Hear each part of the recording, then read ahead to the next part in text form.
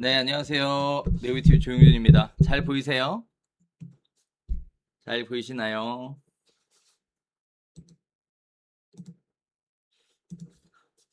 제가 생방송은 너무 오랜만에 진행을 하는 거고요. 그리고 또 우리 담당하는 피디님께서 퇴근을 하셔서 혼자 진행을 해보려고 합니다. 잘 보이고 잘 들리시는지 확인 좀 부탁드릴게요.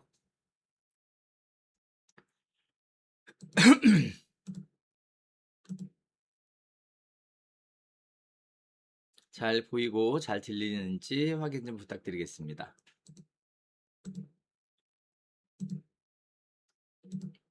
잘 보이고 잘 들리시나요? 네. 자, 어제 2026 부동산, 정확하게는 2026년 세제 개편안이 발표가 됐어요. 그리고 나서 여기저기서 뭐 부동산에 관련된 내용들이 계속 나오고 있습니다. 그런데 보다 보면 이 초점과 관점 자체가 굉장히 좀 많이 다른 것 같고, 보시는 분들의 입장에 따라서 또 한편으로는 이제 공인중개사들 관점에서는 이 부분에 대한 문의가 들어올 텐데 상담을 어떻게 해야 되는지, 이런 부분들도 좀 우려가 되더라고요. 그래서 오늘 급하게 생방송을 한번 진행해 보기로 마음을 먹었습니다. 그리고 나서 저도 개인적으로 뭐 하는 일들이 많다 보니까 좀 충분한 여유 있는 시간을 가지고 면밀하게 훑어보진 않았지만, 기본적으로 큰 그림에서 어떻게 바라봐야 하는가, 공인중개사 관점에서 설명을 한번 드려보려고 자리를 마련을 했습니다. 자, 일단 시작하기 전에 먼저 여쭤보고 싶은 거는, 이번 세제 개편안 관련돼서 혹시 고객들의 문의가 있었는지 좀 궁금하거든요. 제 생각에는 없었을 것 같거든요. 많이 있을 것 같지는 않아요. 근데 실제는 어땠는지 좀 궁금합니다. 어떻게 보면 세제 개편안이 나온다는 내용에 따라서 공인중개사분들은 뭔가 좋은 내용이 나올 거라고 기대를 하셨을 것 같고, 또 반면에는 어, 예상했던 게 나왔다라고 생각하시는 분들도 있으셨을 것 같아요.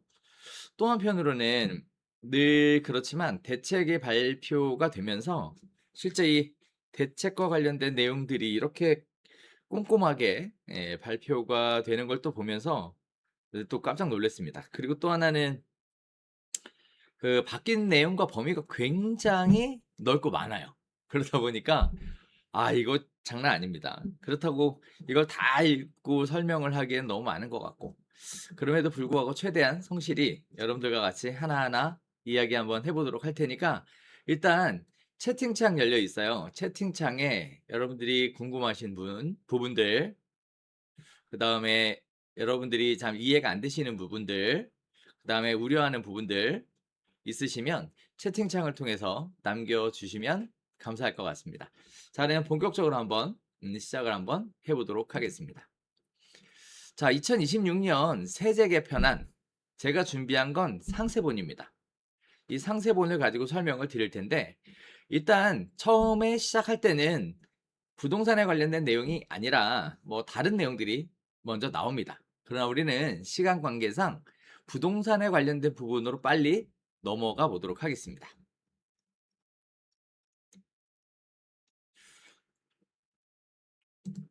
자, 보이시죠? 자, 이번에 세제 개편안에서 부동산 관련된 부분이 상당히 중점적으로 굉장히 광범위하게 다뤄지고 있습니다. 부동산은 아시겠지만 거래와 보유 양을 위한 세금이 세 종류로 나눠져 있습니다. 특히 취득을 위한 취득세, 보유를 위한 재산세와 종합부동산세, 양도를 위한 양도소득세라는 세 가지 부분에서 부동산 세금이 결정이 되는데요. 이 중에 취득세 관련된 부분은 빠졌습니다. 뭐 예를 들면 취득세 중과세가 없어질 거다라고 나름 내심 기대를 좀 해봤지만, 이번에 취득세와 관련된 부분은 전혀 언급이 없었어요. 자, 다음에 재산세와 종합부동산세 관련된 부분의 언급은 있습니다만, 재산세에 관련된 내용은 없고 종합부동산세 관련된 부분이 주를 다루고 있습니다. 그래서 종합부동산세 관련된 내용이 상당 부분 차지하고 있는 걸 확인해 볼 수 있어요. 자, 그리고 양도소득세 관련된 부분들이 굉장히 많이 나왔습니다. 그리고 전체적으로 뭐 틀 자체를 많이 바뀐 것들을 좀 확인해 볼 수 있는데요. 어 이번에 세제 개편안이 발표되고 나서 막 굉장히 시장이 바쁘게 돌아가고 뭔가 움직임이 활발하고 문의가 막 갑자기 폭주하고 하는 상태는 벌어지지 않았을 것 같아요. 이유는 이 세제가 시행되는 데까지의 기간이 상당히 오래 걸립니다. 그러다 보니까 지금 2026년 8월인데요. 2027년까지 무려 약 1년 반 정도의 시간을 두고 세제 개편안을 추진하겠다라고 발표가 되어 있기 때문에 사실상 굉장히 좀 뭐랄까요? 긴 텀에서의 부동산 세제 개편안이라고 볼 수 있을 것 같습니다. 시간 관계상 궁금해하실 결론이 있으실 것 같아서 간단하게 제가 생각하고 있는 결론을 먼저 좀 언급을 드리자면 일단 시작에서 먼저 나옵니다. 제일 먼저 공정과세에 대한 내용이 나오죠. 공정과세. 자, 여기서 말하는 공정의 기준은 뭘까에 대해 거주하고 있는 주거용 부동산에만 혜택을 주고 거주하지 않은 보유만 하고 있는 부동산에는 혜택을 없애겠다라는 겁니다. 차츰차츰 점진적으로 없애겠다. 그러니까 부동산이란 보유하고 가지고 있는 게 아니라 거주하는 목적으로만 보유해야 한다라는 개념으로 일단 공정과세의 가장 중요한 틀을 잡고 있는 것 같습니다. 자, 거기에 따라 부동산 세제를 건드리게 되는데요. 자, 여기서 또 재밌는 것 중에 하나는 고가주택에 대한 징벌적 과세가 과거로부터 계속 논의되어서 이야기가 나왔었던 부분이죠. 그런데 이 징벌적 과세에 대한 부분이 과연 부동산 시장을 좀 뭔가 우리가 기대하는 건 이런 거죠.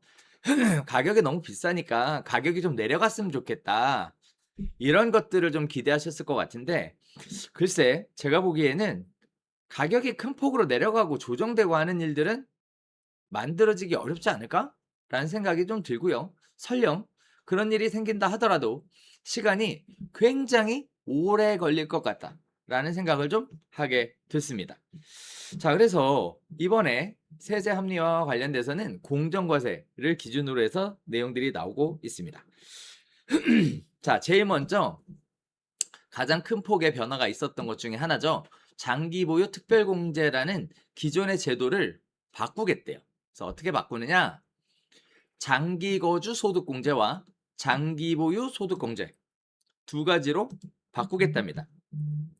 먼저 시작하면서부터 먼저 어떤 부동산 세제에 대한 큰 틀 하나를 바꾸고 시작합니다.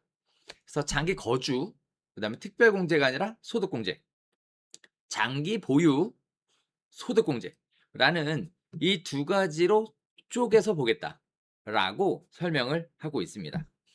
자, 그리고 이 세제 개편안이 발표가 됐음에도 불구하고 시장 자체가 크게 요동치지 않는 이유는 적용 시기가 2028년 1월 1일 이후 양도하는 분부터 적용하겠다라고 했기 때문에 당장에 시장에 큰 변화가 있기보다는 이제 눈치 장세가 시작됐다. 눈치를 보는 장세가 시작됐다. 저는 개인적으로 이렇게 보여지고 있습니다. 자, 전반적으로 그렇다면 거주를 하는 경우에만 혜택을 주고 거주하지 않는 경우에는 매도를 유도하겠다라고 보여지는데요. 언제까지? 2028년 12월 31일 이전까지 매도하는 것에 대해 유예 기간을 좀 주고 시작했다라고 보여지는데요. 이 한편으로 또 보면 과연 이러한 제조가 세제 개편안이 발표가 됐을 때 시장은 어떻게 영향을 미칠 것이냐라는 부분들도 한번 생각해 보겠지만 과거 사례를 보면 이제 우리가 예상해 볼 수 있는 건 이거죠. 지금 이 세제 개편안이 발표가 되면서 과연 버티기를 들어갈 거냐? 버티기를 들어갈 거냐? 아니면 '아 이제 무서우니까 팔아야 되겠다.'라고 매도로 태도를 바꿀 것이냐에 있어서 기존까지는 버티기 정세가 지배적이었습니다. 예를 하나 들어볼까요? 우리 다주택자 양도소득세 중과 배제에 대한 부분이 있었죠. 그래서 특정 기간 이내에 파는 경우에만 양도소득세 중과를 배제시켜 주겠다. 그 이후에는 양도소득세를 중과하겠다라는 내용이 있었습니다. 그런데 이 부분에 대한 결과는 어땠죠? 다수의 매물이 시장에 나와서 부동산 시장에 영향을 미친 건 아니죠. 극소수의 매물이 시장에 나온 건 사실이고 거기에 따라 시장에 영향을 준 것도 사실이지만 시장 자체가 변화할 만큼 큰 영향이 준 건 아니었어요. 자, 따라서 매물이 많이 나오지 않았죠. 그렇다면 결국 뭐냐? 정부의 정책과 시장의 힘겨루기 싸움이 시작되는 거 아닌가라는 생각이 듭니다. 그런데 이러한 상황은 문재인 정부 때도 계속 있어 왔습니다. 문재인 정부 때도 이제 제가 그 당시에 별별수다라는 어떤 유튜브 생방송을 운영을 했었는데요. 그때 했었던 얘기가 하나 있어요. 나그네가 옷을 입고 있는데 그 나그네 옷을 벗기는 게임을 하죠. 태양과 바람이 같이 게임을 하잖아요. 그래서 바람이 먼저 나그네의 옷을 벗기려고 엄청나게 바람을 세게 막 밀어붙입니다. 그랬더니 결과는 나그네들이 오히려 더 옷을 좀 강하게 이렇게 붙잡고 매는 싸매는 이런 결과를 만들었죠.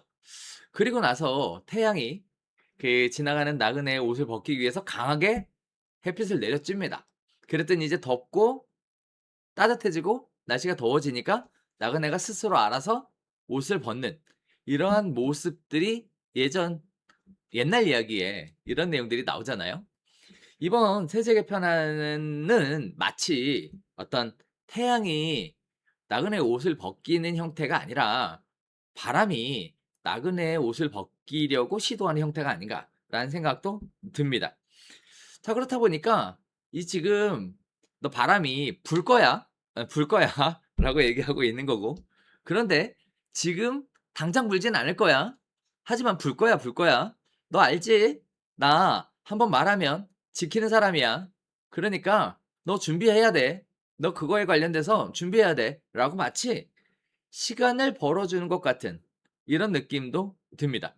그리고 또 한편으로 보면 '시간을 벌어줬다.'라는 것은 지금 당장 그 국내외에 닥쳐 있는 현안들에 미뤄 볼 때 당장 발생하는 어떤 문제들을 조금 미뤄 놓는 그런 현상도 보여주고 있죠. 근데 또 한편으로 생각해 보면 '이 시점에 과연 이러한 대책이 얼마나 실효성이 있을까?'라는 생각도 좀 들고요. 또 한편으로는 '이러한 대책이 지금 시점에 필요했을까? 그냥 조금 가만두었어도 괜찮지 않았을까?'라는 이런 좀 복합적인 생각이 좀 듭니다. 그리고 또 예상했던 큰 틀에서는 벗어나지 않았고 그 안에서 좀 날카롭고 깊이 있게 들어갔지만 실질적으로 뭐 어떤 큰 틀에서 벗어나지 않는 이러한 결과를 보여줬다라는 것도 확인해 볼 수 있습니다. 자, 그래서 결론을 궁금하게 여기시는 그런 분들을 위해 제가 느껴지는 경험은 그렇습니다.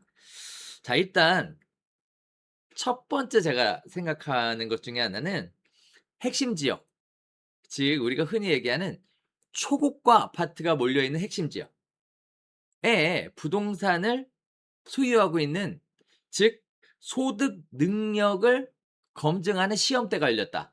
저는 개인적으로 요렇게 좀 보여집니다. 대출이 안 됐기 때문에 매수가 안 된단 말이죠. 그렇다고 해서 초고가 아파트를 소유하고 있는 분들이 정말 딸랑 집 한 채만 갖고 있느냐라고 보면 전 그렇지 않다고 보거든요. 다른 부동산들이 있고 다른 소득들이 여전히 있습니다. 그러한 소득으로 이 위기도 이 고비도 또 잘 넘어가고 넘어가고 버텨보기 위해서 시도하지 않을까라는 생각이 좀 들었고요.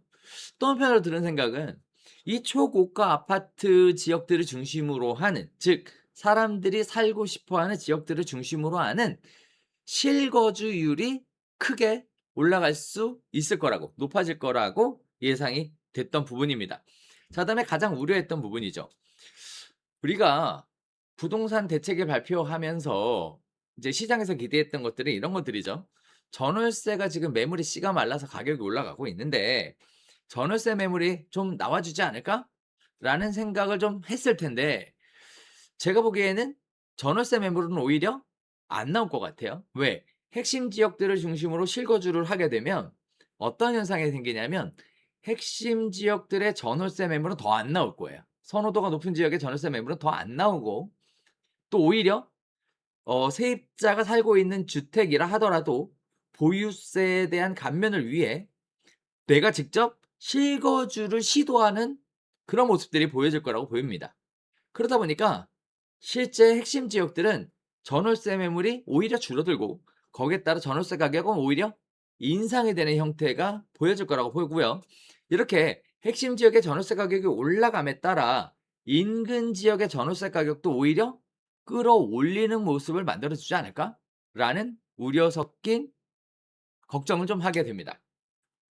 자, 그다음에 두 번째는요. 공시가격 14억 그리고 시세 기준으로는 뭐 20억 정도 되는 아파트에 대한 내용들이 새로운 기준으로 등장하게 되죠. 이번 대책에서 중요하게 내용을 다루고 있는 것 중에 하나는 저는 개인적으로 이런 생각이 들었어요. 초고가 아파트는 너 소득이 있어. 소득이 있으면 사. 그런데 초고가 아파트가 아닌 아파트, 뭐 예를 들면 초고가 아파트에서 뭐 아니죠. 예를 들면 시세가 20억 미만의 아파트. 시세가 20억 미만의 아파트. 이 미만의 아파트는 불이익이 없어. 불이익이 없어. 그러니까 1세대 1주택이라면 1세대 1주택이라면 시가 20억 미만의 아파트는 매수를 해도 좋아. 라고 장려해 주는 듯한 이런 모습들도 확인해 볼 수가 있었습니다. 그러면 우리가 여기서 알 수 있는 한 가지는 초고가 아파트 20억 미만의 아파트는 사야 되는 거잖아요. 사야 된다는 얘기예요.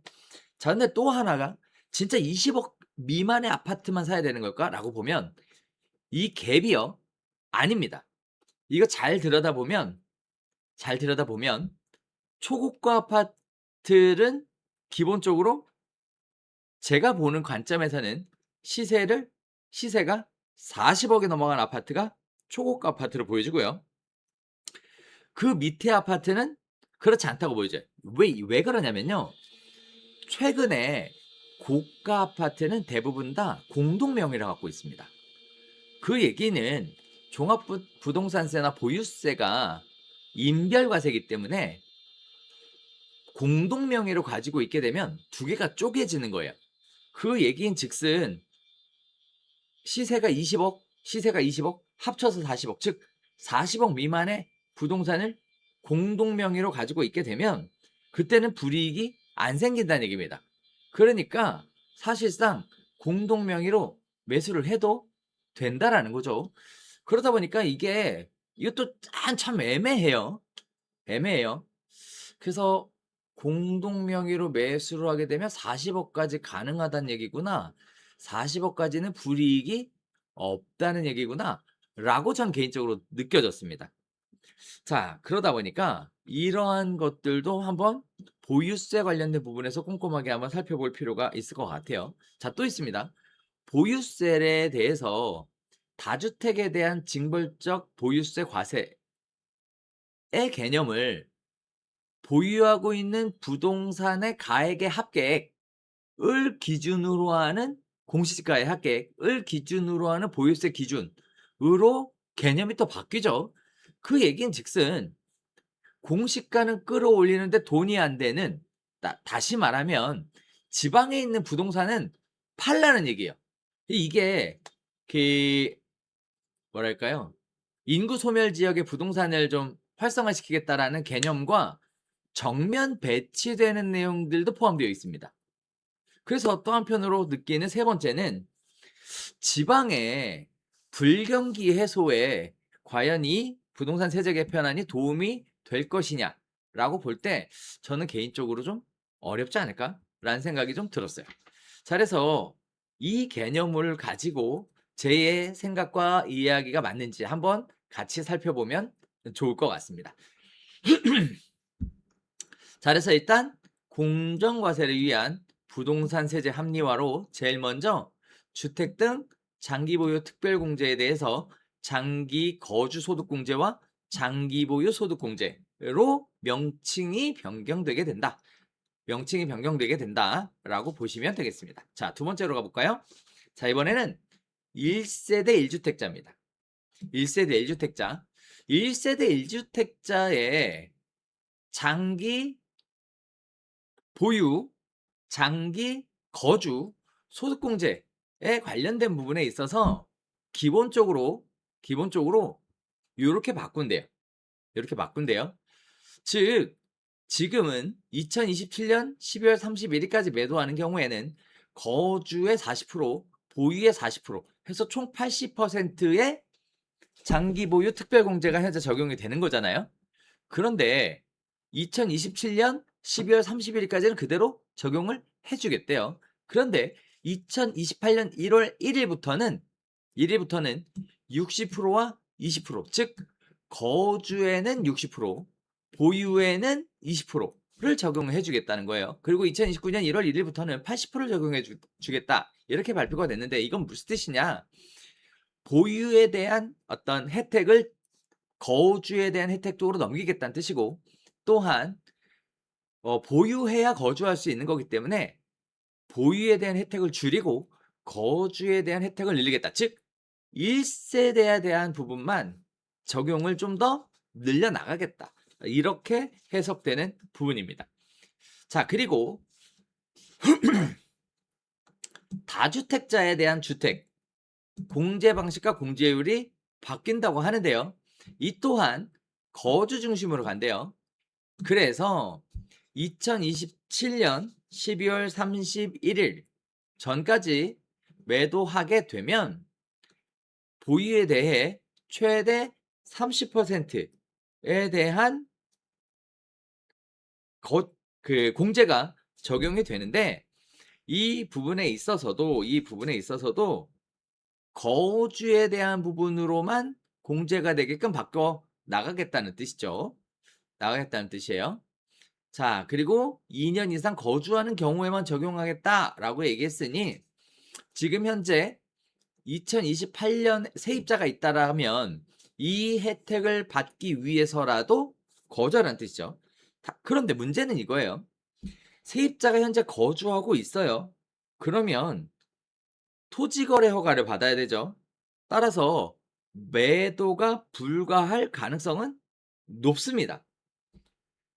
그럼에도 불구하고 세입자가 기간이 만기가 되면 입주를 하라는 뜻이에요. 입주를. 그래야 소득공제를 해줄 테니까요. 입주를 하라는 뜻이라면 그러면 핵심 지역, 내가 입주하고 싶은 핵심 지역의 부동산은 실제 들어가서 사는 거니까 입주하고 있지 않았던, 즉 이 과거에 입주했었던, 즉 기존에 살고 있었던 주택에 대해서는 매도나 임대를 하라는 뜻이에요. 매도나 임대를 하라는 뜻이에요. 언제까지? 2027년 말까지요. 또는 세입자가 거주하고 있지 않다면 그때는 실입주가 안 되는 경우 매도를 하는 게 더 유리한 시점을 만들어 준 겁니다. 이걸 퇴로를 열어 주었다. 이렇게 보고 있는데요.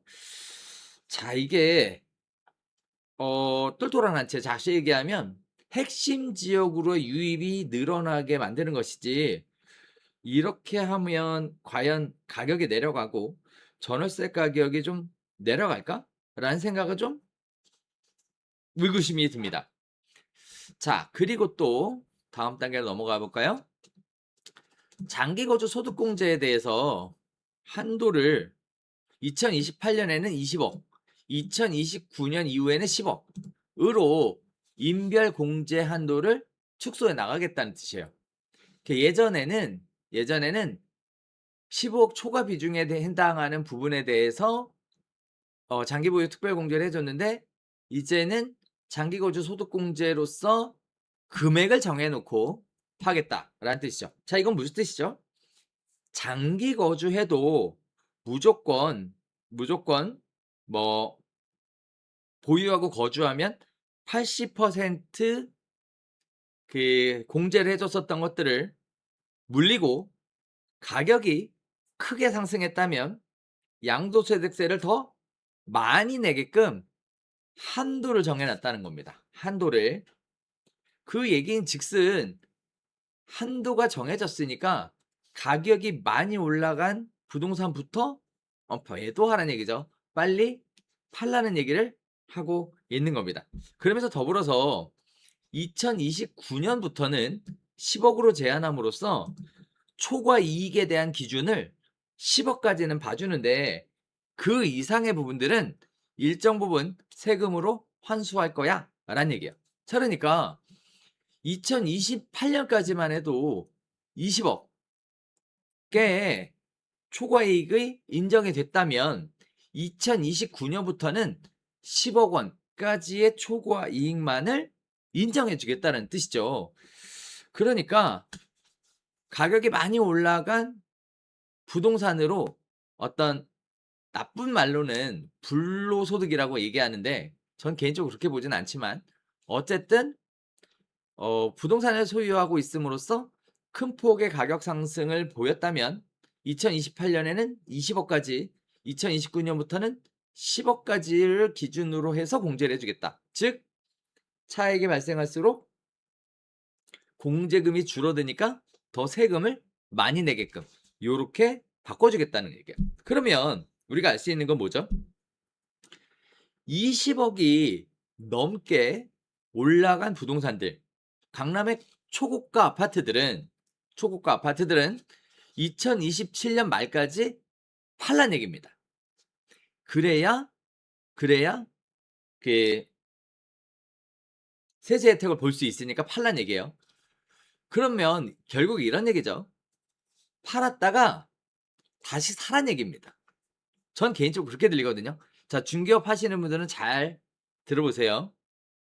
20억 넘게 20억을 초과해서 양도 차익이 발생하는 경우에 한해는 팔았다가 다시 사란 얘기입니다. 그러면 양도 차익이 많이 발생한 부분이 일종의 초기화가 되잖아요. 초기화가 된 상태에서 다시 시작하라는 얘기예요. 그러니까 분명한 건 부동산 거래는 좀 늘어날 것으로 보여지죠. 증가할 것으로 예상이 됩니다. 예상이 돼요. 그러면서 부동산이 가격이 크게 상승하는 것을 통해서 큰 재미를 보던 시장은 이제는 끝나가지 않을까? 라고 생각이 듭니다. 자, 또 보겠습니다. 주택분 종합부동산세 과세 대상에 대해서 조정이 됐어요. 자, 그래서 여기서 종합부동산세 과세는 기존 12억에서 14억 원 초과, 시가약 20억 원 초과로 정해졌어요. 그런데 1세대 1주택의 경우가 14억이고 1세대 1주택이 아닌 경우에는 9억 원이래요. 9억 원. 그러니까 1세대 1주택으로 부부가 공동 명의로 가지고 있으면 40억까지는 종합부동산세 과세 대상에서 빠져나갈 수 있다라는 거죠. 빠져나갈 수 있다. 그러니까 이것도 뭘 유도하는 거죠? 아직까지도 공동 명의로 가지고 있지 않았다면 이제라도 공동 명의로 전환을 시켜줘야 되는 상황이 발생하죠. 그러면 이제 부부간 증여세, 비과세 한도까지 증여를 해야 되는 상황이 이제 펼쳐지게 되는 겁니다. 그래서 이제는 부동산을 단독 명의로 가지고 있는 케이스는 사실상 만들어지기 어렵다고 보는 게 맞는 거예요. 특히 고가 아파트의 기준으로는. 근데 누구나 꿈이 있잖아요. 나도 나중에 돈을 많이 벌면 고가 아파트로 이사 가고 싶은 생각들을 하겠죠. 그러면 이제 부부간의 증여세가 한도가 있으니까 처음에 부동산을 살 때부터 거기에 맞춰서 가야 한다는 얘기입니다. 거기에 맞춰서 미리미리 준비해야 한다는 거예요. 그래서 고렇게 보고 가는 게 맞습니다. 이제 앞으로 대한민국에서 주택은 이제 공동 명의로 해야 되는 일이 이제 다반사가 될 거라고 보여집니다. 사실 저도 얼마 전에 그 전세 계약을 15억 짜리를 하나 했는데 임대인도 공동 명의, 임차인도 공동 명의 거기다가 공동 중개로 계약을 했어요. 그러다 보니까 무려 계약서를 6개를 준비를 해야 되더라고요. 6개. 와, 진짜 어마어마합니다. 네, 그래서 엄청 시간도 많이 걸리고 네. 그런데 이 종이값 어떡하나 몰라. 자, 그래서 이런 일들이 있더라라고 보시면 될 것 같아요. 자, 그래서 여기서 뭐 개인적인 생각으로는 기준 자체가 시세 기준으로는 약 40억, 공시가격 기준으로는 28억 이라는 새로운 기준이 만들어졌다라고 보여집니다. 그러니까 상당히 올라간 거예요. 그리고 저는 이걸 보면서 또 느낀 건 뭐냐면 이런 거 느꼈어요. 참고로 요새는 공동명의로 갖고 있는 분들이 2분의 1씩 공동명의로 갖고 있는 비율이 낮아요. 뭐 6대 4 또는 3대 7 이렇게 공동명의로 갖고 있는 케이스가 많습니다. 이것도 중개할 때 참고하셔야 되는 영역이에요. 그냥 단순하게 공동명의는 무조건 5대 5로 갖고 있는 게 공동명의다가 아니라 세금이라는 관점에서 합리적인 비율로 공동명의로 갖고 있는 게 중요하다는 점, 요 점도 같이 염두에 두셔야 하고요. 또 한편으로 생각해야 될 거는 이 세제 개편안이 결국은 시세 기준 40억이라고 생각한다면 40억 원을 초과하는 사람들한테는 보유세에 대한 부담이 큰 폭으로 늘어나겠지만 40억 밑에 아파트들은 그 보유세에 대한 부분이 그렇게까지 크게 늘어났다고 보이지 않아요.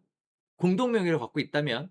그래서 어떻게 보면 이게 '두 마리 토끼를 전 개인적으로 다 잡았다.' 이런 생각도 좀 드는데 하나는 저 어떤 그 부동산 가격이 상승하는 것에 대해 불만을 갖고 있는 어떤 분들 그런 분들을 달래주기 위한 일종의 대책. 하지만 그 범위가 너무 넓어 버리면 인제 형 정권의 지지율이 떨어질 수 있죠. 그러다 보니까 그 부분에 대한 건 충족시키면서 그 범위는 압축시켜서 특정 계층에만 종합부동산세가 과세되는 형태의 어떤 새로운 모델을 만들었어요. 그렇게 보여지고요. 그다음에 또 하나는 "1세대 1주택이 아니야? 너 주택 여러 개 갖고 있어? 대신 그때는 너 죽어 봐." 이런 얘기죠. "죽어 봐." 그래서 심지어 그런 경우에는 주택이 여러 개면 가액을 합해야 되잖아요. 주택가액 합계액 9억 원이니까 가액을 다 합쳐야 되잖아요. 그러니까 공시지가 기준 9억으로 여러 채의 주택을 갖고 있다면 1세대 1주택을 만들어야 되니까 일단은 팔아야 되는 거예요. 팔아야 되는 거예요. 그래서 어 똘똘한 한 채에 대한 개념은 지금보다 더 심해지면 심해졌지 약해지실 것 같진 않습니다. 오히려. 그러면서 그 뭐랄까요? 공시 가격 기준으로 9 9억 미만, 9억 미만, 9억 언저리 요 정도 갖고 있는 다주택자들은 부동산을 매도할 수밖에 없는 이러한 상황이 만들어져 가고 있다. 요렇게 보시는 게 맞습니다. 자, 그런데 2027년 1월 이후 납세 의무가 성립하는 분부터 적용하는 거니까 사실 그 재산세하고 종부세는 6월 1일 날 납세 의무가 성립하잖아요. 그러니까 이것도 언제죠? 2027년 6월 1일 이전에 소유권 이전 변경 등기까지 완료가 되는 케이스를 기준으로 하기 때문에 다주택인 경우에는 종부세 많이 안 내려면 27년 6월 1일 이전에는 매도하라는 얘기예요. 즉 1년 이내에 팔란 얘기입니다. 이거 팔란 얘기예요. 자, 중개업을 하시는 분들은 요 부분이 훨씬 더 범위가 넓기 때문에 초고가 아파트에 해당하는 분들은 거기에 집중하실 필요가 있겠지만, 그렇지 않은 분들은 다주택의 경우 공시가격의 합계액이 9억 원이 초과하는지 확인해 보시고, 만약 9억 원이 초과를 하면 종부세를 납부하게 되니까 뭐 해야 한다? 매도를 유도하게끔 만드는데 사용될 수 있는 좋은 팁이라는 점, 요 점도 같이 말씀드리도록 하겠습니다. 자, 다음 단계로 넘어가 볼까요? 주택분 종합부동산세 기본공제 금액을 조정을 했습니다. 자, 이건 거주하지 않으면 기본공제를 9억 원까지밖에 또 안 해주겠대요. 기본공제를 더 많은 세금을 부담하게 하겠다는 얘기죠. 그러니까 거주하란 얘기예요. 그러면 사이드 지역에 거주하고 있던 사람이 핵심 지역으로 들어오게 된다라는 거고, 그러면 사이드 지역은 매물로 나올 수 있다는 얘기예요. 그러니까 진짜 죄송한 얘기지만 이 사이드 지역은 매물이 좀 나올 것 같죠. 임대차 매물도 좀 나올 거는 같아요. 매도도 나올 것 같고. 근데 우리가 기대했던 건 뭐였죠? 핵심 지역이 좀 가격도 이렇게 제한을 받고 거기에 따라 좀 안정화를 만들어주는 걸 원했는데, 이번 정책은 반대로 그 핵심에서 벗어난 지역들이 오히려 좀 더 안 좋은 결과들을 가져오게 될 것 같은, 가격의 하방 압력이 가중되는 결과를 가져오게 될 것 같은 이런 생각이 들었습니다. 다주택자의 경우에는 그거보다 9억도 아니고요. 9억 밑으로 기본공제를 한대요. 참고로 종합부동산세를 실질적으로 계산하는 방식은 굉장히 까다롭고 어렵습니다. 그냥 그렇다라는 정도만 보시면 될 것 같고, 네, 그래서 과세표준을 이렇게 계산을 하는데요. 과세표준 내서 끝나는 게 아니기 때문에 종합부동산세를 계산하는 방법은 생각보다 까다롭다. 이렇게만 그냥 좀 보시면 될 것 같아요. 자, 그리고 거기에 따라서 다주택자는 9억 밑으로만 주겠다. 밑으로만 공제하겠다. 기본 공제하겠다라고 보시면 됩니다. 그러면 이제 결국은 핵심 지역으로 더 몰려가는 형태가 만들어지게 되겠죠. 자, 또 있습니다. 예상했던 바입니다. 종합부동산세 공정시장 가액 비율의 범위를 조정하겠대. 그런데 얼마로? 70%로, 즉 기본적으로 과세를 할 수 있는 부동산 가격을 과거에는 60을 기준으로 과세했다면 지금은 70을 기준으로 과세를 하겠다라고 보여져요. 그러면 무슨 뜻이죠? 초고가 아파트를 가지고 계시는 분들의 세부담이 더 크게 늘어날 걸로 보여지죠. 왜? 종합부동산세의 기준이 부부 공동명의를 갖고 있을 때는 얼마라고요? 40억이라고. 이렇게 바라보는 거라면 공정시작 가액 비율이 올라갔을 때, 10% 증가했을 때 세부담이 크게 증가하는 건, 따지고 보면 공시가격 14억을 초과하는 부동산, 28억을 초과하는 부동산을 소유하고 있는 경우에 종합부동산세가 큰 폭으로 늘어나게 된다라고 보실 수 있을 것 같습니다. 뿐만 아니라 공정시작가액 비율은 단계적으로 상향하는데 3주택 이상 보유자 및 조정 대상 지역 주택을 보유하고 있는 경우에는 70%에서 80%로 더 올리겠답니다. 그래서 제가 아까 서두에 말씀드렸던 것처럼 그 정말 소득이 있는 사람, 세금을 부담할 만큼의 능력이 있는 사람, 이런 분들의 능력을 시험하는 시험대가 열려질 거라고 이렇게 보는 이유가 바로 이러한 보유세 부담 증가에 대한 것도 한몫한다라고 볼 수 있습니다. 매입을 할 때는 대출이 안 되니까 자기 돈으로 사야 되고, 보유하고 있는 경우에는 종합부동산세가 많이 계속 올라갈 거니까 세금을 납부할 만큼의 경제적 능력이 있어야 한다는 의미니까 따지고 보면 상당히 능력이 있는 그런 분들만 실제로 보유하게 되지 않을까라는 생각이 듭니다. 자, 나머지 내용 동일하고요. 주택분 종합부동산세 세율을 주택 가액 기준으로 일원하겠다 라고 바뀌었죠. 자, 그래서 주택수 기준 차등적 세율 단계적으로 폐지하고 금액을 아예 합쳐가지고 세율을 인상하겠다는 겁니다.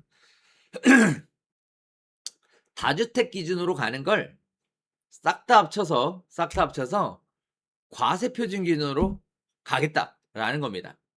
그 얘기가 2027년에는 그래서 2주택하고 3주택 이상에 대한 세율의 차이를 가지고 있고요. 그리고 6억 초과 12억 원 이하의 세율이 1%에서 1.3%로 증가를 하게 돼요. 그런데 이 또한 2028년 이후, 즉 2028년 6월 1일에는 주택수하고 상관없이 싹 다 묶어서 가겠다라는 겁니다. 그런데 12억 원 초과 25억 이하가 2%예요. 여기 보면 12억 초과 25억 2%잖아요. 즉 3주택 이상의 부동산을 보유하고 있는 상태에서의 세율로 가겠다는 뜻입니다. 가액 기준으로. 그러니까 종부세에 대한 세율이 큰 폭으로 올라간다. 이렇게 또 얘기해 볼 수 있습니다. 공정가액 시장 비율도 올라. 28년도에는 또 엄청 올라. 근데 심지어 세율도 올라. 와, 이거 어마어마하죠. 이렇게 되면 여러분 같으면 어떤 선택을 하시겠어요? 저는 개인적으로 의미 없이 가액만 높이는 주택을 매도할 것 같습니다. 의미 없이 가액만 높이는 주택을 매도할 거예요. 이렇게 되면 부동산 가격 상승이 기대되지 않는 지방에는 악영향을 줄 수 있을 거라고 보여집니다. 자, 그래서 아까 말씀드렸던 세컨드 홈과 정면 배치되는 결과를 보여주는데요. 왜냐면 세컨드 홈을 가진다고 하더라도 양도소득세에 관련된 부분은 감면해주는 대책이 발표가 됐지만 보유세에 대한 부분은 감면에 대한 내용이 없다는 거예요. 그러니까 공시가격 기준으로 비싼 주택을 갖고 있는 사람은 지방에 있는 주택을 사서 과세 표준이 올라가 버리면 세율이 덩달아 뜨기 때문에 지방에 있는 주택을 살 수가 없는 상황이 발생하게 되는 겁니다. 그래서 제가 우려했던 부분이 지방이 막 조금 살아나려고 하는데 여기다 또 찬물을 끼얹는 격이 되지 않나? 라는 생각이 좀 드는 거죠. 자, 다음에 종합부동산세 1세대 1주택 세액 공제에 관련된 부분들도 보유기간, 거주기간에 따른 세액 공제로 전환을 시키겠대요. 그러면서 2028년에는 거주공제만 적용하겠답니다.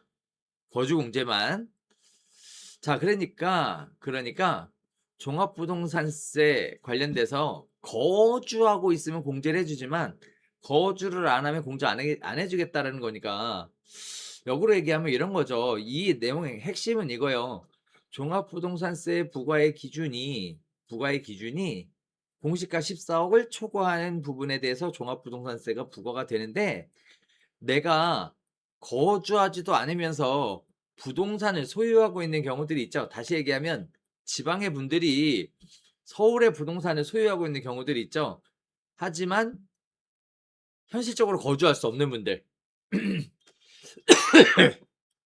우리가 흔히 얘기하는 투자 목적으로 부동산을 소유하고 있는 분들. 이런 분들은 1주택을 가지고 있다 하더라도 거주하지 않았기 때문에 종합부동산세에 대한 공제를 안 해주겠다는 거잖아요. 그죠? 안 해주겠다는 거예요. 그래서 보유 공제는 이제 차츰차츰 안 해주겠다는 거예요. 그죠? 그래서 거주 공제만 인정해 주겠다는 겁니다. 이 역시 이것 다시 얘기하면 지방에 있는 분들 서울에 고가주택 많이 이렇게 사서 가지고 계시잖아요. 팔란 얘기예요. 그냥 팔란 얘기입니다. 그냥 딱 그렇게 보시면 돼요. 팔란 얘기예요. 근데 언제까지? 2028년 이전까지. 2028년 이전까지. 자, 그다음에 세액 공제율 한도도 금액 한도를 추가를 했어요.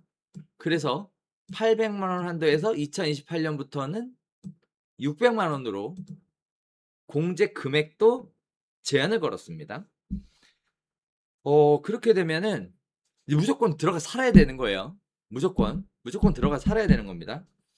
못 살면 이제 세금을 엄청 많이 내는 거죠. 그러니까 어떻게 해서든 세입자가 만기가 되면 들어가서 살기 위해서 굉장한 노력들을 하시게 될 거예요. 그럼 역으로 얘기하면 핵심 지역의 전월세 물량은 줄어들 수밖에 없겠죠. 그래서 가격이 오히려 더 올라갈 가능성이 높습니다. 높아요. 이게 한편으로 보면 이런 생각도 들죠.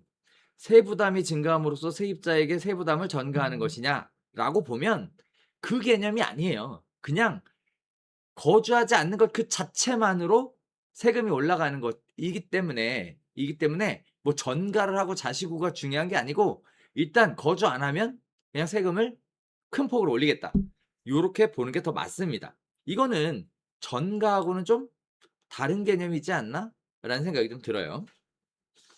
따라서 이제 지방에 있는 분들이 서울의 초고가 주택을 갖고 있는 경우에는 고민을 좀 해봐야겠죠.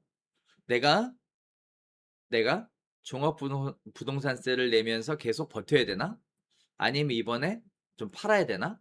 하지만 아직 시간적인 여유는 있고, 일단 좀 기다려봐야 되겠다라고 하실 가능성이 높습니다. 그래서 눈치 싸움 장세가 시작됐다라는 부분이 바로 여기서부터 말씀드릴 수 있는 부분이야. 자, 다음에 일부도 저도 어제 자기 전에 좀 들었는데, 별거 아닌 것처럼 이야기하시지만 전 개인적으로 그런 생각 안 듭니다. 자, 무슨 뜻이냐? 종합부동산세 세부담 상한 조정하겠다는 건데요. 그동안에는 직전 연도에 종합부동산세가 다음 연도에 150%를 증가할 수 있었어요. 그런데 200% 증가할 수 있습니다. 즉 종합부동산세가 2배 늘어날 수 있다는 거예요. 그런데요, 여기서 저는 개인적으로 좀 그랬던 게 뭐냐면 이게 지금 2027년 1월 1일 즉 2027년 6월 1일 보유할 때 이미 올해 납부한 종합부동산세의 2배를 낸다는 거잖아요. 그런데요, 2028년 6월 1일이 되면요, 2배에서 또 2배입니다. 2배에서 또 2배. 그러니까 제가 개인적으로 볼 때는 올해보다 4배가 늘어날 수 있다는 거예요. 세부담이. 그러니까 와, 이거 엄청나게 세부담이 늘어나는 거지. 이거 뭐 2배밖에 안 오른다. 이렇게 설명할 수 있는 부분은 아닌 것 같습니다. 이렇게 설명할 수 있는 부분이 아니에요. 심지어 그 세부담의 기준도 공정시장가액 비율 바뀌지, 1세대 1주택에 대한 비율 바뀌지, 여러 가지들이 바뀌는 걸 같이 고민해서 적용을 해보면 이 부분 상당히 많은 금액의 종합부동산세가 인상될 수 있다라고 예상하셔야 되는 거예요. 언제? 2028년 6월 1일 시점으로. 그리고 그 이후부터도 계속 2배씩 늘어날 수 있다는 걸 생각하셔야 되기 때문에 초고가 아파트라서 세부담 상한 때문에 세금 부담을 많이, 종합부동산세 부담을 많이 그동안 안 해왔었던 부분들도 이제는 2017년, 2028년 2029년이 되면서 엄청난 부담으로 다가올 수 있다.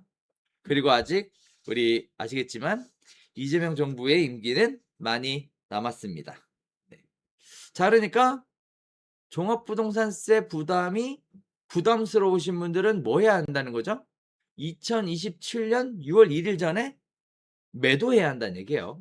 매도해야 한다. 그래서 그렇게 보시는 게 맞습니다.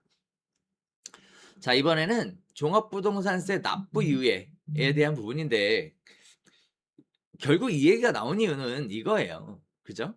이거. 만 60세 이상 5년 이상 보유한 사람, 이 사람들이 소득이 얼마 안 돼. 그래서 종합부동산세를 내기가 힘들어 하는 경우, 그래서 또 만 65세 이상에서 10년 거주, 뭐 이런 조건을 충족하는 경우, 그때는 납부를 유예해 주겠다는 건데, 이것도 좀 생각해 봅시다. 납부를 유예해 주겠다는 것이지 납부를 하지 말란 뜻이 아니에요. 즉 납부할 시기를 미뤄 주겠다는 뜻입니다. 즉 이건 무슨 뜻이냐면 시간을 끈다고 해서 종합부동산세가 안 나오는 게 아니라 종합부동산세는 낸다는 거예요. 그런데 납부를 할 돈이 없으니까 늦게 납부해도 되게끔 만들어 준다는 뜻이에요. 그럼 결국은 쌓여있는 종합부동산세를 뭐 하는 뜻이냐, 주택을 매도한 다음에는 쌓여있는 종합부동산세를 납부를 해야 한다는 얘기입니다. 해야 한다는 얘기. 결국 납부하라는 얘기예요. 지금 납부하느냐 조금 늦게 납부하느냐의 차이뿐이지 종합부동산세가 안 나오는 게 아닙니다. 그럼에도 불구하고 이제 내가 평생 살아온 집을 떠나란 말이냐, 응? 내가 여기서 40년 넘게 살았는데 정든 고향을 버리고 어떻게 이사 갈 수 있느냐라는 이제 어르신들의 어떤 불만을 잠재우기 위해서 납부 유예 제도라는 걸 만들어 주고, 그러면 계속 사세요. 종합부동산세는 나올 거지만 납부는 안 하셔도 돼요. 나중에 하셔도 돼요. 그러니까 그냥 사세요. 그리고 나중에 돌아가시게 되면 종합부동산세를 받을 거예요. 상속세 포함해서 뭐 어떻게 하든 뭐 나중에 팔 때 받든 어떻게 해서든 받을 거예요. 하지만 지금 당장 사시는 건 불편하지 않도록 만들어 드릴게요. 요 얘기예요. 요 얘기입니다. 그러면 우린 이런 생각을 해볼 수 있죠. 연세가 많은 분들은 종합부동산세 납부 유예 신청하면서 그냥 계속 거주하시는 거예요. 어차피 죽을 때 재산을 싸갖고 갈 것도 아니고 나중에 가서 내는 거야. 어차피 돌아가신 다음에는 나하고 상관없는 얘기고. 그러니까 그냥 계속 거주하게 되는 겁니다. 하게 되는 거예요. 그래서 그렇게 보시는 게 맞습니다. 그러니까 역으로 얘기하면 연세가 많은 분들이 부동산을 매각할 가능성은 사실상 보유세 때문에 매각할 가능성은 없다고 보여지는 게 맞는 거죠. 그러면 시장에 매도 물건이 나올 기대를 하기가 어렵습니다. 어려워요.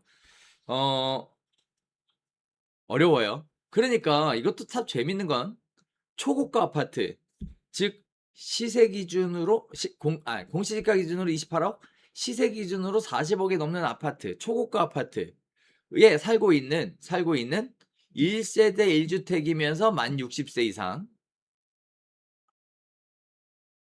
그리고 당연히 소득이 없겠지 별로. 이런 분들은 당장 팔아야 될 이유가 없는 거니까요. 시장에 매물이 나올 리가 없죠. 또한 저런 분들이 가지고 계시는 부동산이 상당히 많아요. 생각해 보면 만 60세 미만의 분 중에 40억이 넘어가는 초고가 아파트를 가지고 계신 분들 물론 많이 있지만 그렇게까지 많지 않거든요. 그래서 대부분 다 고령의 분들이 많이 가지고 계시는데 이분들은 당장 급하게 팔아야 될 이유를 면제시켜 줌으로써, 사실상 이연시켜 드림으로써 시장에 매물이 나오는 건 기대하기 어려운 상태가 됐다고 보여집니다. 자, 또 보겠습니다. 자, 넘어가고요. 장기거주 1주택에 대한 양도소득세입니다. 자, 이번에는 종합부동산세를 넘어서 부동산을 매도할 때 양도소득세 관련된 부분을 건드렸는데요. 큰 폭의 변화가 있었습니다. 뭐라고 되어 있냐? 장기거주 1세대 1주택의 기본공제를 소득별로 연간 250만 원을 각각 공제를 해주는데 단 10년 이상 거주한 양도가액 30억 원 이하의 1세대 1주택을 양도하는 경우에는 연간 무려 2,500만 원을 공제해 주겠답니다.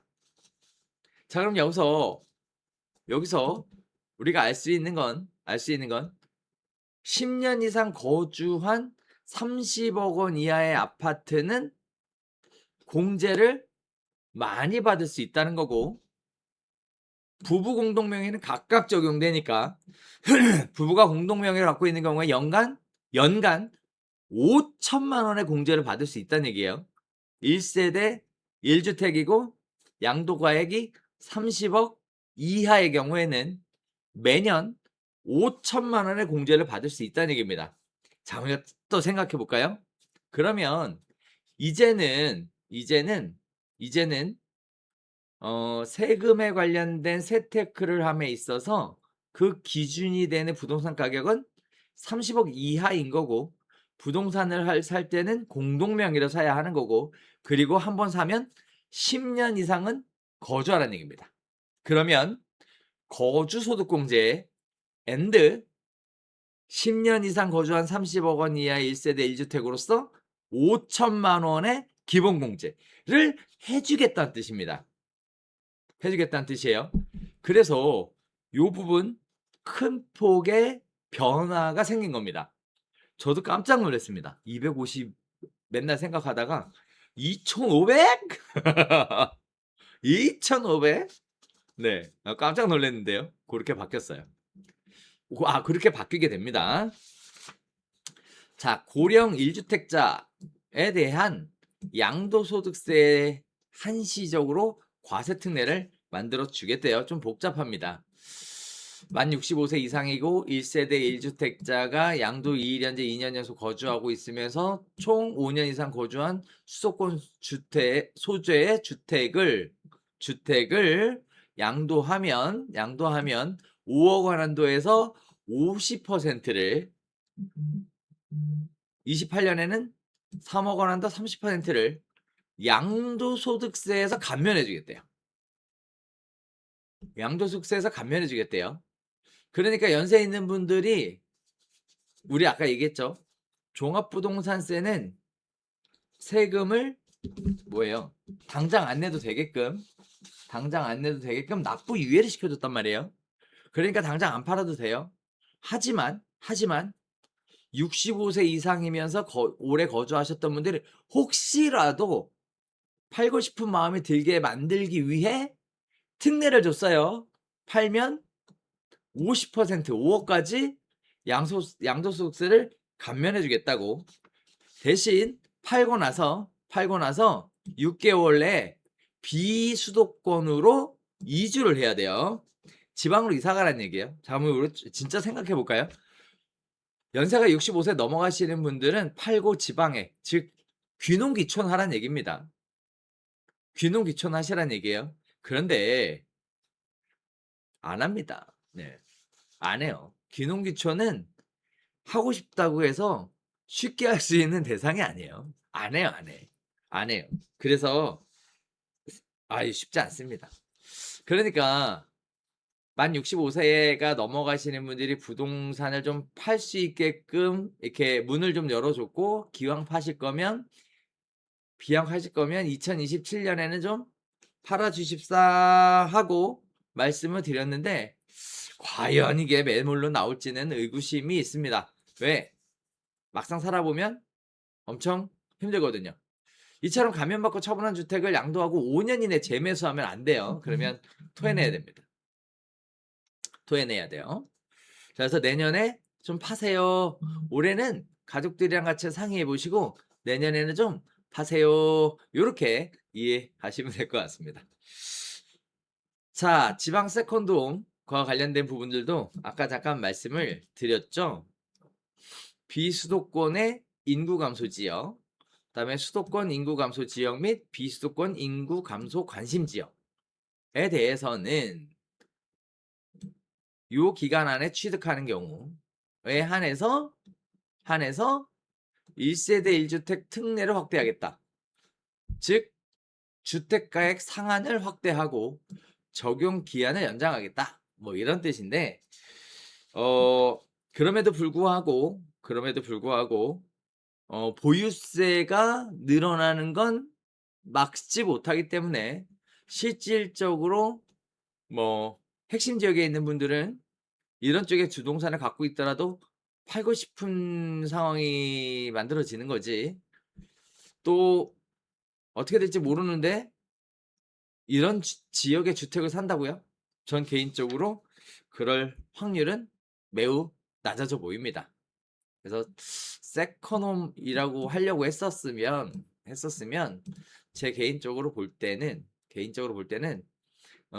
종합부동산세와 관련돼서 또 아예 가액으로 포함시키지 않게끔 했어야 그나마 좀 살 수 있지 않았을까? 사게 되지 않았을까? 라는 좀 생각이 드는데 주택수의 개념을 없애고 가액 기준으로 통폐합하면서 지방의 세컨드홈을 매수했더라도 종합부동산세는 여전히 과세가 될 것으로 보여집니다. 따라서 매수 안 할 것 같습니다. 자, 그다음에 주택수 산정 제외에 관련된 부분들도 쭉 나오는데 이것도 똑같은 지역이고요. 가액만 좀 늘어났죠. 이것도 마찬가지입니다. 이것도 마찬가지예요. 뭐 주택 수에 관련된 부분은 이제 뭐 빠져나갈 거니까 이제 뭐 그런 거 안 중요하죠. 이제 가액에서 빼줘야 되는데 이제 그 내용은 안 나오는 것 같아요. 그죠? 주택수 뭐 이런 주택수만 얘기 나오는 거지 안 나오는 것 같아요. 따라서 이게 실효성이 있을까? 라는 생각이 들고 보완이 좀 필요한 부분이라고 보여집니다. 자, 이번에는 다주택자의 조정대상 지역 주택 양도소득세 중과에 대해 한시 완화에 대한 내용이 나옵니다. 다주택자 양도소득세 중과할 거야. 근데 너네 안 했지? 근데 나 이제부터 때릴 거야. 근데 이제 나 이렇게 할지 몰랐어. 진짜 이렇게 할지 몰랐다니까? 라고 할 게 뻔하니까 봐주겠대요. 중과세율을 20%였다가 5%로 한시 추가 완화시켜 주겠대요. 한시. 자, 다음에 1세대 3주택 이상 또 10% 중과로 한시 완화시켜 주겠대요. 왜? 다주택자 보유세 정상화를 하면서 보유세 부담이 크게 늘어날 것으로 보여지니까 매도할 수 있는 기회를 부여해 주겠대. 다만 중과 배제가 아니라 너 말 안 들었으니까 그래도 조금은 내. 결국 요렇게 정리가 된 겁니다. 요렇게. 그러니까 다주택자의 경우에는 이제 계속 얘기가 나오는데 다주택자 집 팔라고 계속 얘기하는 겁니다. 다주택자 집 팔라고 계속 얘기가 나와요. 자, 또 있습니다.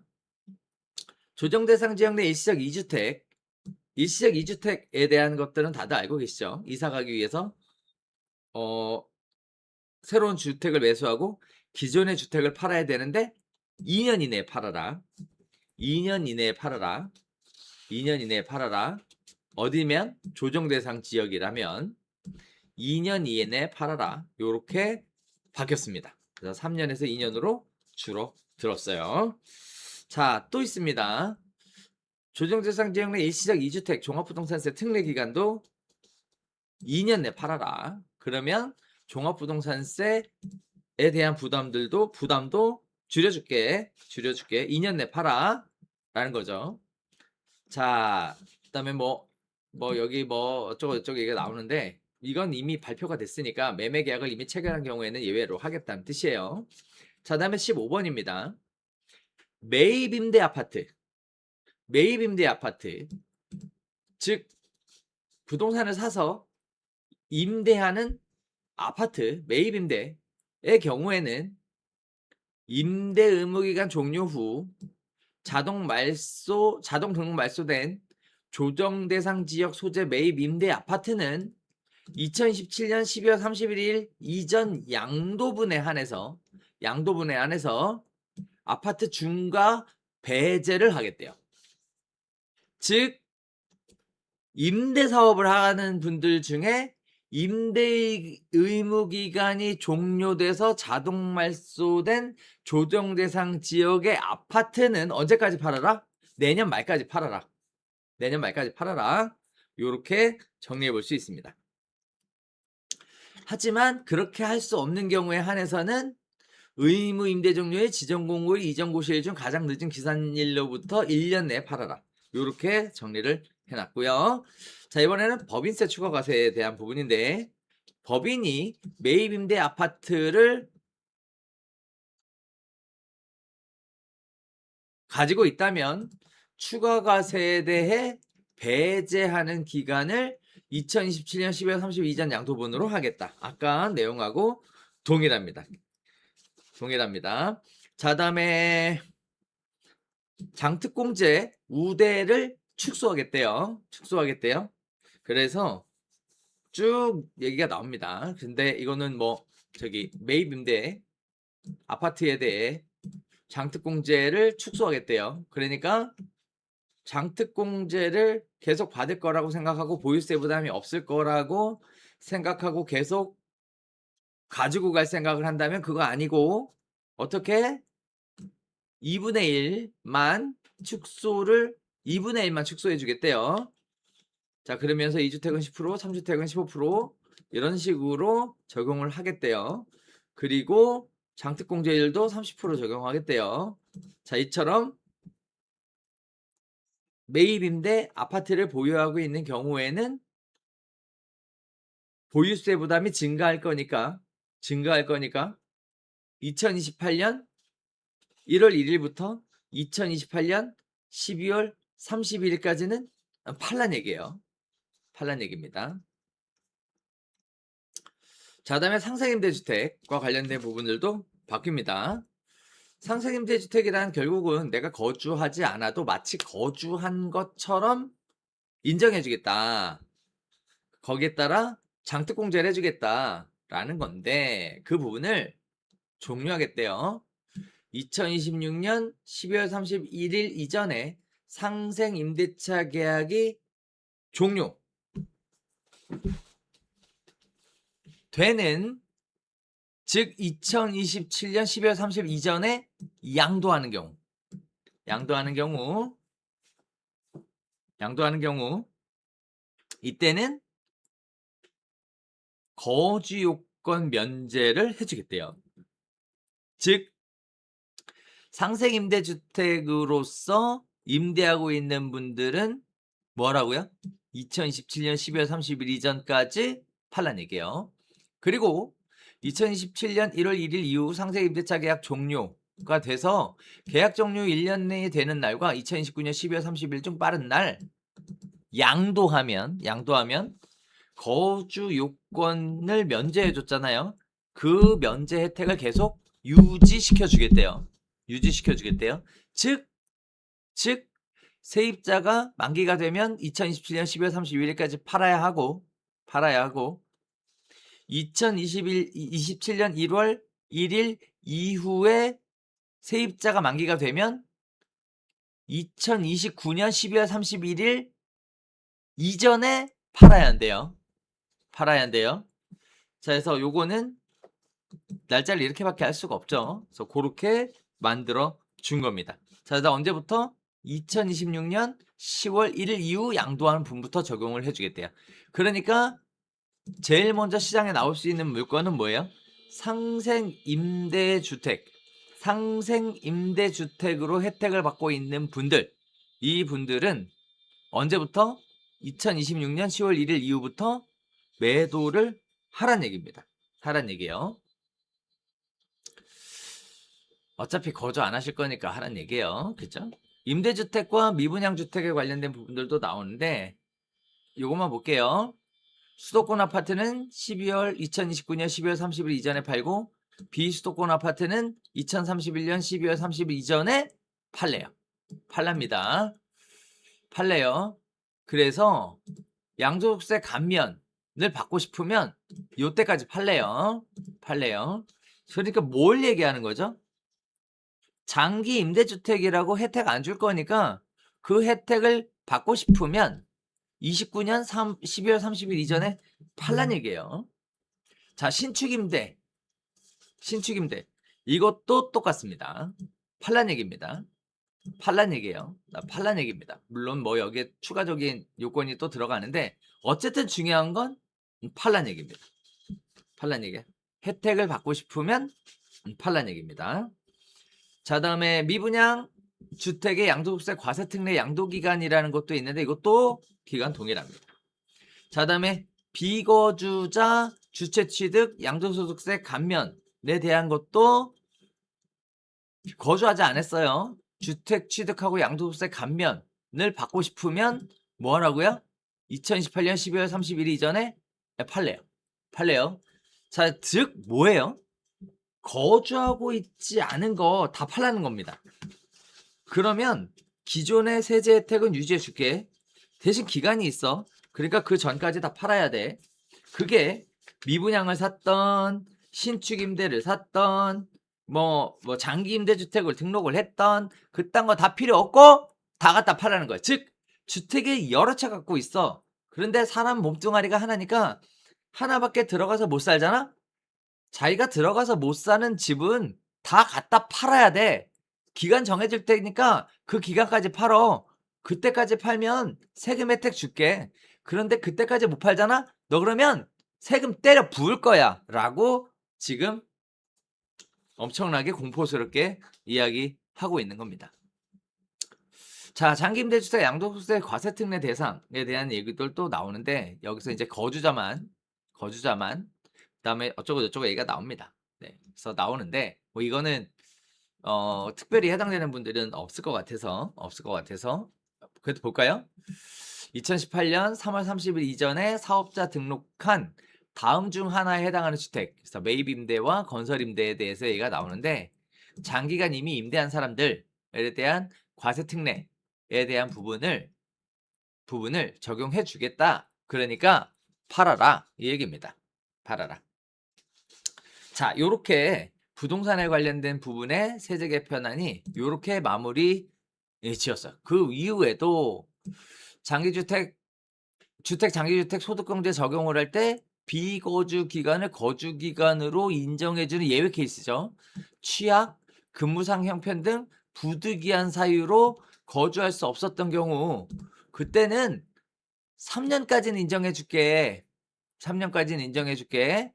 대신 주거 이전하는 날 현재 1년 이상 계속하여 거주 중이었어야 되고 그리고 취약 무슨 뭐 직장 변경 전근 요양 무슨 뭐 이런 거 있죠. 네, 세대 합가 동거 봉양 뭐 부득이한 사유 이런 것들에 대해서 이야기하는 겁니다. 이거 해준 예외 규정을 인정을 해줘야 되니까요. 그 다음에 인구 감소 지역 주택 등 특례 보유에 대한 부분들도 나와 있는데 여기 보면 특례 주택의 대상 기간을 거주 기간으로 인정하겠다라고 또 나오죠. 자, 그래서 거주에 대한 부분이 여기서도 계속 나옵니다. 즉 들어 살란 얘기예요.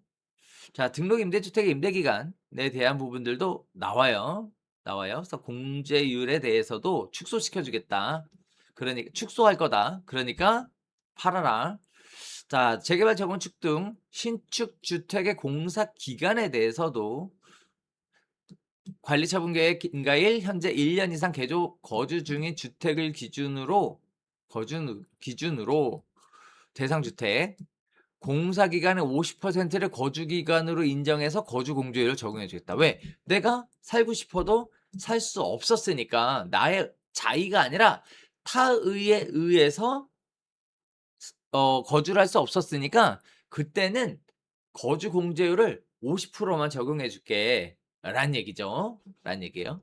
대신 연 8% 최대 80%까지만 해줄 거야. 라고 이야기하고 있습니다.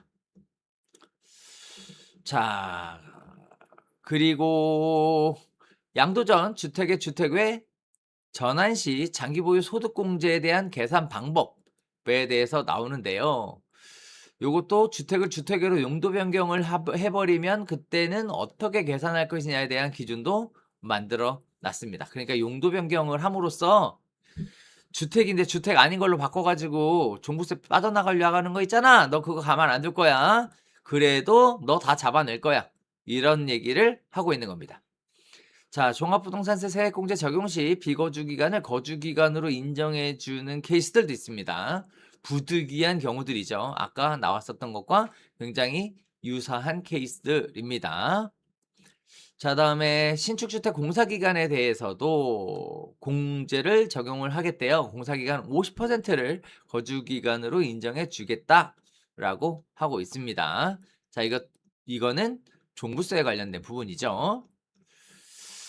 자, 다음에 공공주택 건설사업자에게 토지를 양도하게 되면 양도세 과세 특례를 하겠다. 즉, 공공매입 임대주택을 하는 사람한테 주택을 양도를 하면 그때는 양도소득세를 더 많이 감면해 주겠다는 거예요. 그러니까 기왕 팔려면 누구한테 팔라고요? 공공주택 사업자한테 팔라는 겁니다. 팔라는 거예요. 그러면 세금을 더 감면해 줄 테니까 이렇게 얘기하는 겁니다. 자, 다음에 주택 신축용 토지에 대한 종합부동산세 합산 배제에 대한 부분도 나오고요. 비사업용 토지 과세에 대한 부분들도 나옵니다. 그래서 중과세 하겠다 이런 얘기가 나오죠. 자, 다음에 종합합산 토지에 대한 종합부동산세 세율도 45억을 초과를 하면 4%로 인상하겠다 라는 얘기가 나오고요. 네, 여기까지. 네, 여기까지가 이번에 부동산에 관련된 세제 개편안의 주요 내용이라고 볼 수 있습니다. 무려 1시간이나 읽었는데요. 네. 자, 일단 이 방송 보고 계시는 분들, 네, 어떤 생각이 드셨는지 모르겠어요. 제가 열심히 설명드리고 읽느라고 댓글을 좀 못 봤는데요.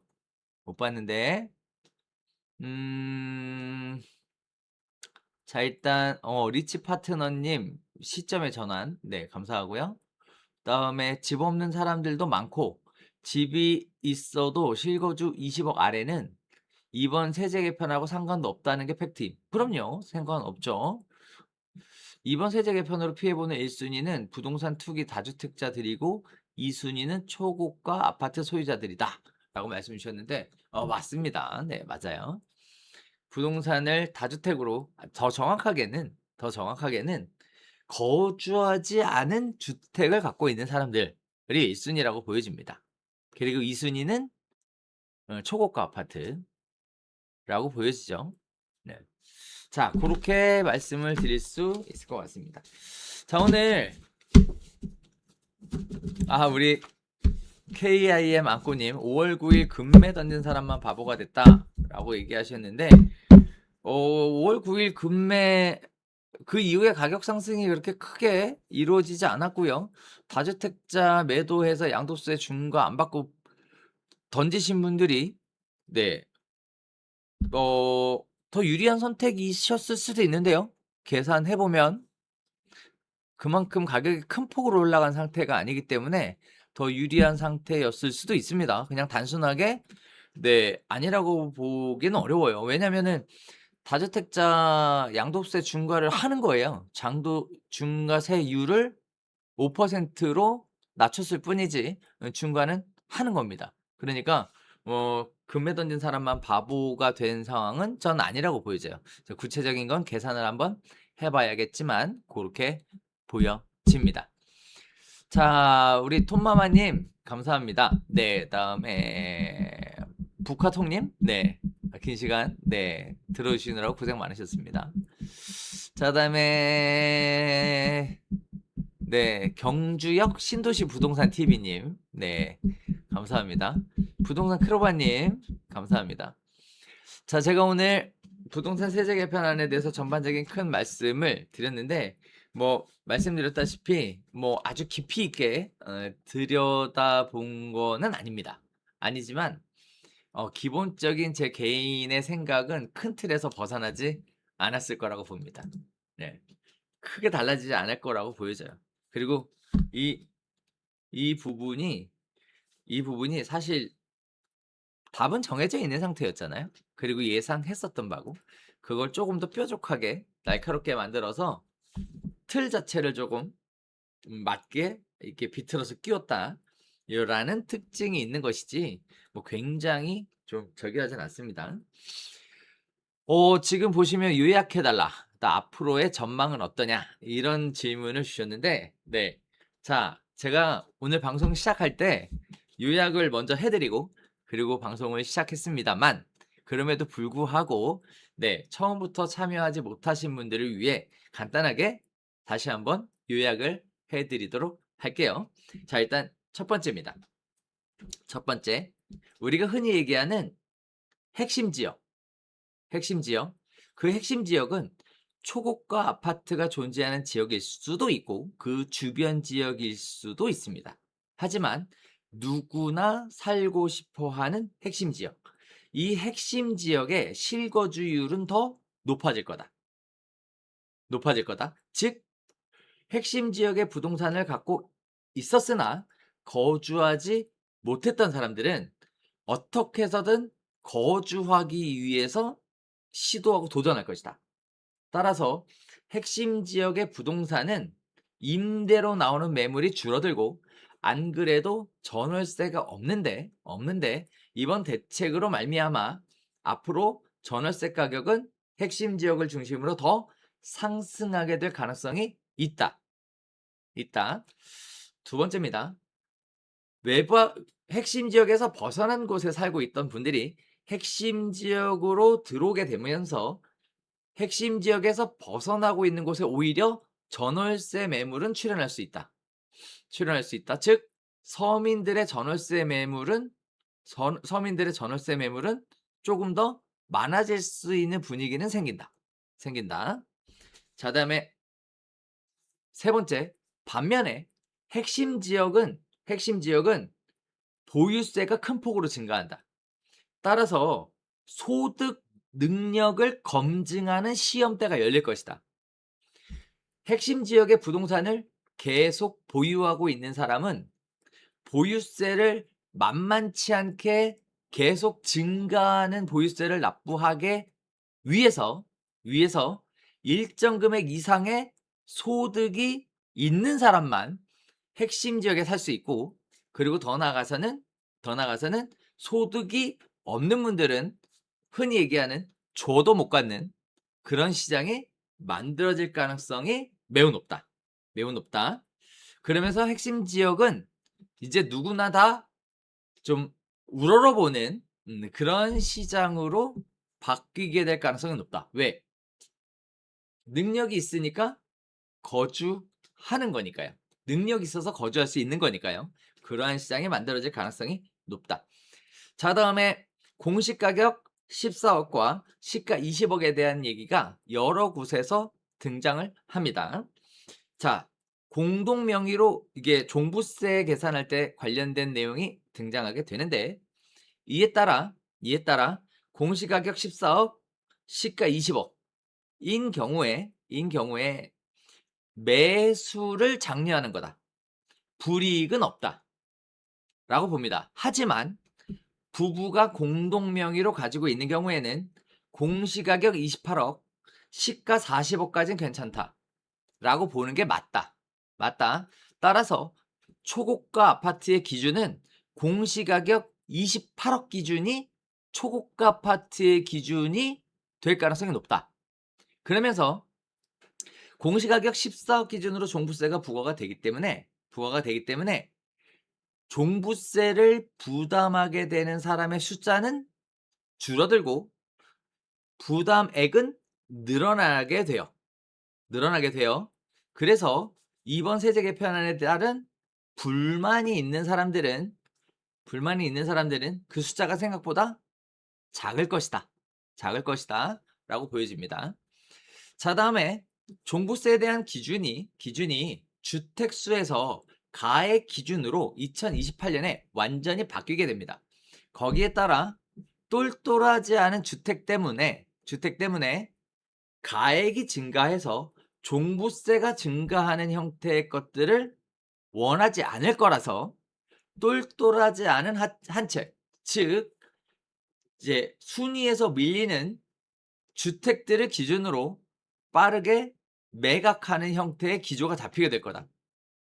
따라서 지방의 부동산은 아직 완전히 좀 좋아진 그런 상태가 아님에도 불구하고 제 생각에는 지방에 있는 부동산부터 매물로 나오게 될 가능성이 높다.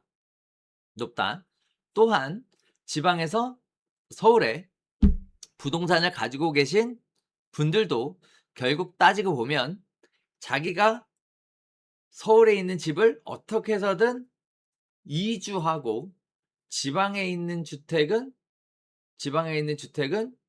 매도를 하는 형태의 그림을 그릴 가능성이 높지, 얘를 팔고 뭘 하기에는 좀 부담스러운 상황이다. 하지만 지방에 있는 분들인데 서울의 핵심 지역에 들어와서 살 수 없는 상황이라면 장기적으로 끌고 가는 것 자체가 상당히 부담스러운 수준이다. 즉 실거주하지 않는 주택 중에 초고가 아파트를 보유하고 있는 경우에 세부담은 상당히 증가할 것이다 라고 봅니다. 또 있죠. 공시가격이 12억이 넘어가면 세를 주면 아시겠지만 간주 임대료라는 걸 또 납부를 해야 됩니다. 또 납부를 해야 돼요. 그럼으로써 세부담이 이중으로 늘어날 수가 있습니다. 종부세 늘어나죠. 간주 임대료 소득세 늘어나죠. 이중으로 세부담이 늘어날 수 있다는 단점도 가지고 있습니다. 그러니까 들어가서 살 수 없는 경우에는 이제는 매도에 대한 고민을 하게 될 것 같아요. 그럴 수밖에 없는 상황입니다. 다만 그 시점이 2027년 12월 31일 이전이고 또 2027년 6월 1일 이전에만 뭔가 결과가 나오면 되기 때문에 시점상 아직도 약 1년이라는 정도의 여유 기간이 생겨서 지금 당장 뭔가 급하게 움직이려고 하는 시장은 아니고 시장이 어떻게 돌아가는지 눈치 싸움을 시작하는 분위기가 시작됐을 뿐이다. 하지만 급하지 않다라고 보여집니다. 반면에 전월세를 구하려고 하시는 분들은 제 생각에는 서둘러야 됩니다. 전월세 가격은 초고가 지역을 중심으로 수요는 계속 있으나 매물이 줄어들게 되기 때문에 전월세 가격은 올라갈 것 같고, 초고가 중심의 전월세 가격이 올라가면서 인근 지역의 전월세 가격도 같이 따라 올라가는 이러한 현상이 만들어질 거라서 전월세를 구하려고 하시는 분들 입장에서는 사실 빠르면 빠를수록 좋아 보인다 라는 말씀 드리고요. 또 한편으로는 종부세가 늘어나니까 종부세가 늘어난 만큼 세액 부담을 세입자에게 전가한다 라는 얘기들도 많이 나오겠지만, 제가 개인적으로 볼 때는 세입자에게 세부담이 전가가 된다라는 건 역으로 얘기하면 임대소득세, 간주임대료 쪽의 문제인 것이지 보유세에 대한 문제는 전 조금 아니라고 보거든요. 그러니까 얘는 그냥 거주 안 하는 주택, 거주할 수 없는 주택에 대해 과세를 큰 폭으로 증가시켜서 하는 것이지, 어떤 세를 줌으로써 불이익을 받는 것들을 세입자한테 전가시키는 개념은 좀 하고는 좀 논점이 좀 다르지 않나? 물론 뭐 같다고 봐도 보는 분도 계시겠지만 조금 다르지 않나? 라는 생각이 좀 들기는 합니다.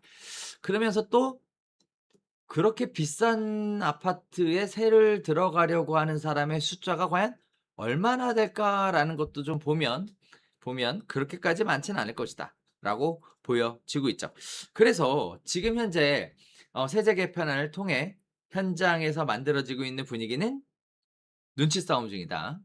시장의 분위기를 관망하는 중이다. 어떻게 움직일지.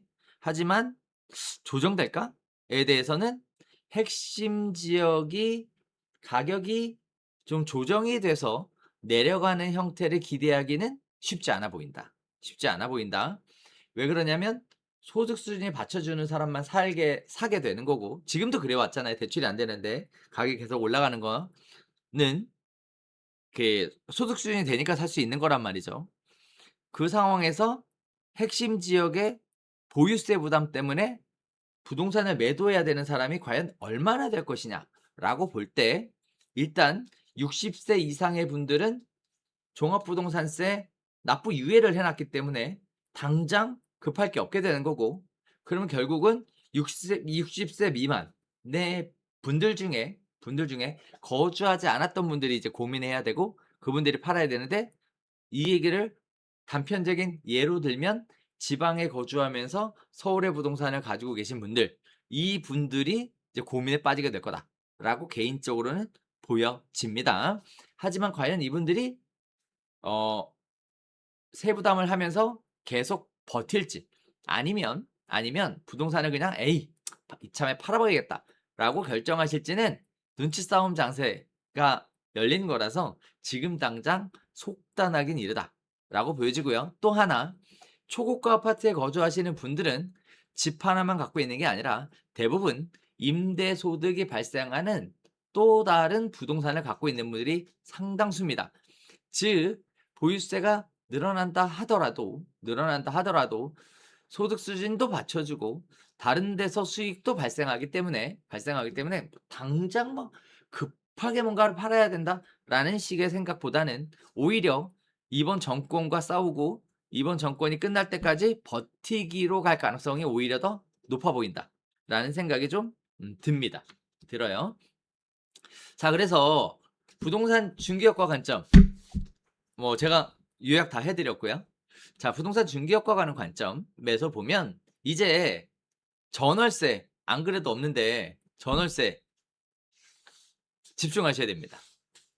매매에 대한 기대는 뭐 한순간에 매매가 확 살아날 것 같은 가능성은 제 생각에는 굉장히 좀 현재로서는 낮아 보입니다. 낮아 보이기 때문에 매매가 뭐 확 활성화되고 뭐 어떤 시장에 큰 변화가 있고 라는 건 당장 기대하기 어렵기 때문에 지금 당장 기대할 수 있는 건 전월세.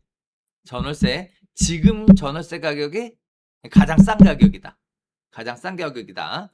요렇게 관점을 두시고 전월세에 집중하시는 여러분들이 되시면 좋을 것 같습니다. 자, 요약 다 해드렸어요. 다 해드렸습니다. 네. 모아담 TV님, 감사합니다. 네. 자, 다음에 스타님, 네. 핵심 지역의 실거주율은 높아지고 전월세는 더 상승한다. 그죠? 네. 자, 다음에 SJY님, 앞으로 라이브 언제 또 해주시나요? 라이브는, 네, 제가 자주 안 합니다. 네, 자주 안 하고, 네, 제가, 평상시에 강의가 늦게 끝나기 때문에 또 강의를 하고 나면 라이브를 할 체력이 안 돼요. 그래서 오늘 정말 오래간만에 특별한 일정이 없어서 라이브를 한번 켜봤고요. 또 워낙에 중요한 내용이고 기대하시는 분들도 많을 거기 때문에 제가 해봤고요. 그리고 저는 이제 발표가 됐잖아요. 그럼 이제 시행일을 기준으로 해서 이 발표한 내용을 전부 다 강의 자료를 또 업데이트를 해야 되고, 또 업데이트를 하면서 이제 진지하게 고민하고 거기에 따라 중개업에 적용시키는 부분들을 다시 한번 연구를 좀 해봐야 하기 때문에 당분간 라이브로 이런 걸 진행하기는 좀 어려울 것 같습니다. 하지만 제가 한번 다시 시간은 한번 내보도록 하겠습니다. 자, 아마도 라이브를 한다면 다른 내용으로 하게 되지 않을까 싶습니다. 네. 자, 다음에 네, 스타님 항상 감사합니다. 네. 자, 그러면 오늘 무려 1시간 약 40분 정도 가까이 여러분들과 함께 그 2026 세제 개편안을 가지고 이야기를 나눠봤는데요. 여기 계신 분들 몇 분이나 계시는지 모르겠지만 볼까요? 몇 분이나 계시는지는 모르겠지만 우리 집 인터넷 약정 끝났다면 이렇게 해보세요. 기본 3년 약정. 일단 끝까지 함께 해주셔서 진심으로 감사드리고요. 네. 일단 끝까지 함께 해주셔서 진심으로 감사드리고요. 화면이 안 떠서 몇 분이 참여해 계시는지 모르겠네요. 네. 끝까지 함께 해주셔서 감사드리고, 그리고 여러분들의 부동산 중개업이 늘 언제나 행복한 중개업으로 가득하기를 네, 간절히 기원하면서 오늘 생방송은 여기서 인사드리도록 하겠습니다. 네, 끝까지 함께 해주셔서 감사드립니다. 감사합니다.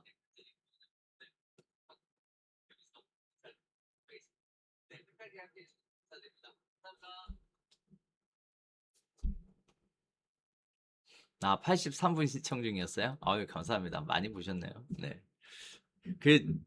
제가 우리 이제 방송 끝나고 여담입니다만, 그, 우리가 미래를 알 수는 없잖아요. 그죠? 예측할 수도 없고. 이제 제가 생각할 때는 현재 상황에서 지금 내가 해야 될 것들을 찾아가는 게 중요한 것 같아요. 공인중개사는 공인중개사 관점에서 우리 고객들에게 실질적으로 어떠한 도움을 드릴 수 있을까에 대한 내용들을 고민해 보는 게 맞는 것 같고, 또 부동산을 안 하고 계시는 네, 일반 시청자분들이라면 내가 지금 가지고 있는 부동산을 어떻게 하는 게 좋을지에 대해서 한번 고민해 보는 게 필요할 것 같아요. 근데 또 한편 느끼는 건, 이거는 제 오랜 그 시간이 지나면서 느껴지는 건데, 제가 느껴지는 거는 시장과 그 정부하고 싸우지 마세요. 예. 정부하고 싸워서 네, 재미있을 게 없습니다. 네. 그냥 정부에서 하라는 대로 하는 게 사실 가장 좋습니다. 마음도 편하고 솔직히 돈도 됩니다. 네. 그러니까 꼭 정부와 정책 싸우지 마시고 정부와 정책에 맞춰서 네, 슬기롭게 살아가시는 여러분들 되셨으면 좋겠습니다. 자, 오늘 여기서 마칠게요. 감사합니다.